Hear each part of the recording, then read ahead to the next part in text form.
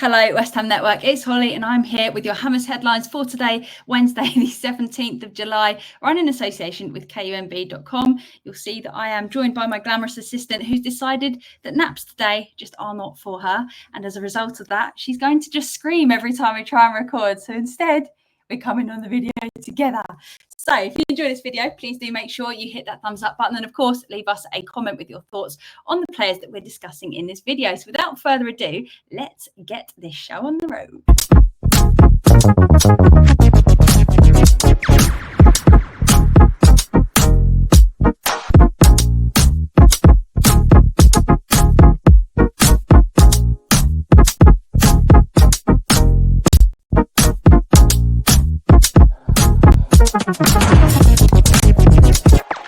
Now, up first, today has been eventful in terms of Todibo updates. Sorry, Mia's just peeking through there.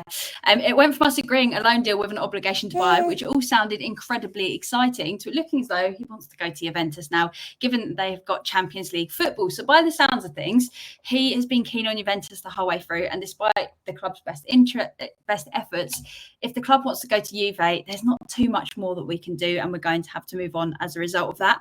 Now, Toby Cudworth said that agreeing a deal is one thing, but actually getting the signing over the line is another. And he said that this scenario does happen multiple times. He's seen it before and it doesn't regularly work out despite agreeing a deal.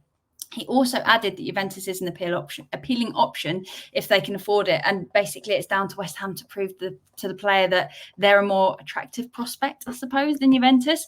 Difficult because the tough thing about the transfer window is that you can work for weeks on a deal and another club can just swoop in at the last minute. And unfortunately, clubs showing interest that also have European football makes it very difficult for us to compete. But all we can do is remain ambitious and look elsewhere.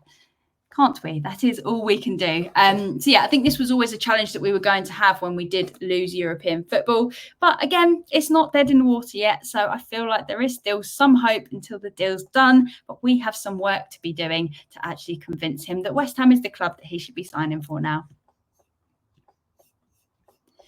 Now, for your second story, we're said to be leading the race to sign Arsenal's Reiss Nelson, who is valued at £25 million. He's said to be keen to leave Arsenal after struggling to get minutes.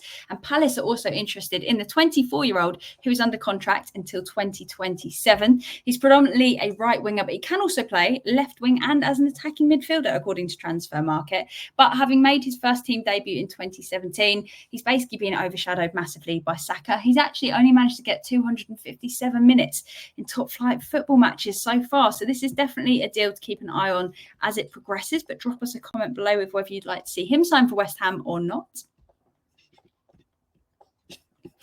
And finally, West Ham are set to offer a contract to Alexander Sorloth, signing him to the club until 2030 to get the deal over the line. So the Norway internationals team are said to be speaking with the club later this week, with us looking to basically gain his signature because there's also interest from Roma, but we might have more hope of getting it. Now, this wouldn't be the first long deal that we've offered a player, with Kilman getting a 7-year deal, I believe it was.